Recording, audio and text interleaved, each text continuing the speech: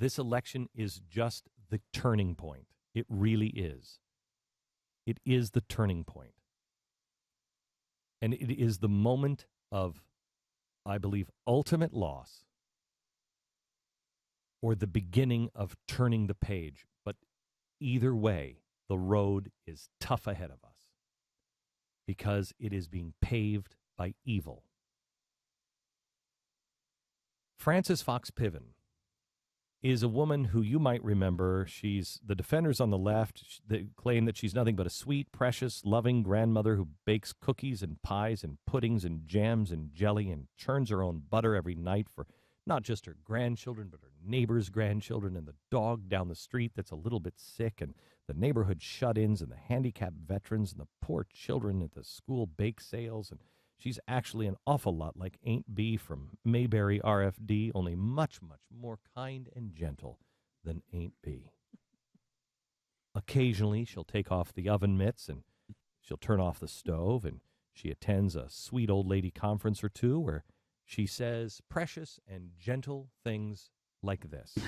I think that we need to re-elect Barack Obama, not because he's going to respond just because we have a dialogue with him, but we need to re-elect him because he is vulnerable to the kind of momentum, pressure, leverage that a movement like Strike Debt can exert. He will have to respond, and he won't be able to respond by calling out the National Guard. We don't want Romney, a Republican Senate, a Republican House, because they might well respond with repression. Yes. Okay, understand. She's saying that there's going to be riots on the street. The sweet grandmother. Riots on the street, and you don't want a president that will suppress it. Now, Granny Piven, this is the truest thing you've ever said. Barack Obama is vulnerable to the radical groups like Occupy Wall Street. He is vulnerable to them. And mean old Mitt Romney, no doubt, would call in the National Guard to shut down violent protests from people who are anarchists and are claiming they want to overthrow the government of the United States. That's not repression. That's constitutional in the job description of the President of the United States. If you don't think that that should be the constitutional oath of the President, then we should all vote on that. But the attempts to overthrow the United States government is what exactly so many on the left are calling for, and Frances Fox Piven in between the cooking, while she's got the timer on so she knows that the cookies won't burn, she works on the overthrow of the government. Where Barack Obama might share one of your fresh-baked Danishes, and maybe a spot of Earl Grey tea that Grandma is cooking up on the stove, and then sit down and talk about their grievances with the United States. Romney would make sure that the Constitution is upheld. Innocent businesses were not ransacked, that freedom can continue to survive and thrive in this country. And voices like yours and voices like mine are not extinguished. I warn you, America. I warn you. It will be very hard to find voices like mine in 2 years. Granny Fox Piven wants you to re-elect Barack Obama. Okay. Guess who else is sitting down with Occupy Wall Street? Something we predicted over a year ago, that radical Islamists would get together with the radicals in the Occupy Wall Street movement and discuss their mutual hatred of the United States and Israel and plot the overthrow. Well, radical Islamist / 12th Imam believer, and if you don't know what the 12th Imam is, please look it up. If you don't think evil exists, you will after you read about the 12th Imam. Something so evil that even the Ayatollah Khomeini, who was the original Islamist crazy man in Iran, banned the 12ers, the people who believed in the 12th Imam, because he said they were too crazy and dangerous. That's who's in charge of Iran now. Hater of Israel, hater of the United States, one that has his crowds chanting death to America. He is now meeting with Occupy Wall Street in New York City this week. Evil? If Occupy Wall Street was just a nice group of young people who only wanted fairness for everybody, and were just a little irate, a little bit, at the ATM, fees at their local bank, would they be meeting with America's staunchest and most vile enemies? Someone who denies the Holocaust, has vowed to eliminate Israel. We told you, we played the video of the anti-Israeli, anti-Semitic stuff that happened at Occupy Wall Street. Was the Holocaust evil? Someone who believes that America is the great Satan. Now, I don't know any Americans that want to meet with this man, that can find anything in common with this man. I don't know anybody who even wants to listen to this man. But Occupy Wall Streeters are not like ordinary Americans. So far, for anybody who is not yet decided on whom you're going to vote for this November, here's an important thing to keep in mind. No matter what you believe about the past 4 years concerning the economy, Barack Obama's ideology or his promise of hope and change, this isn't me saying things about Obama being vulnerable to the Occupy movement. It is the leftist radicals, one of his allies, someone who actually wants him to win re-election. They show this videotape behind the scenes of Mitt Romney at a cocktail party where he says 47% won't vote for me because they're getting the handouts and it'll be too hard for them to vote for me. And suddenly that's the biggest story in the world.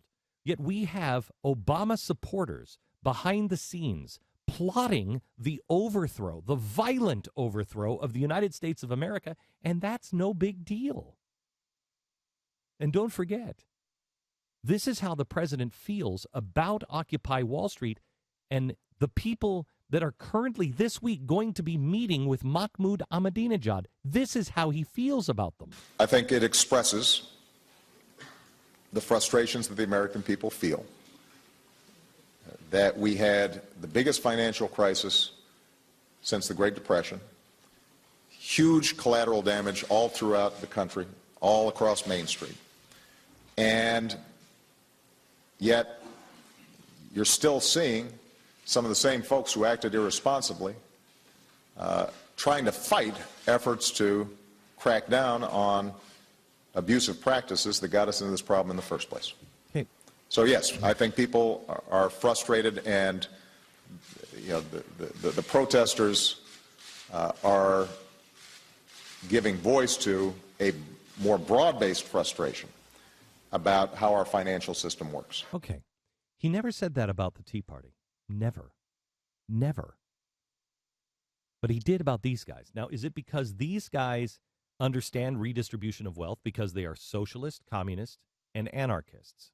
How do we structure government systems that pool resources and hence facilitate some redistribution, because I actually believe in redistribution, at least at a certain level, to make sure that everybody's got a shot. So he is vulnerable to that sentiment, but is he that misguided that he thinks that this is what this movement is about, that he doesn't recognize he knows the people? He knows the people that are in the unions that are orchestrating this, the Francis Fox Pivens of the world. He knows them.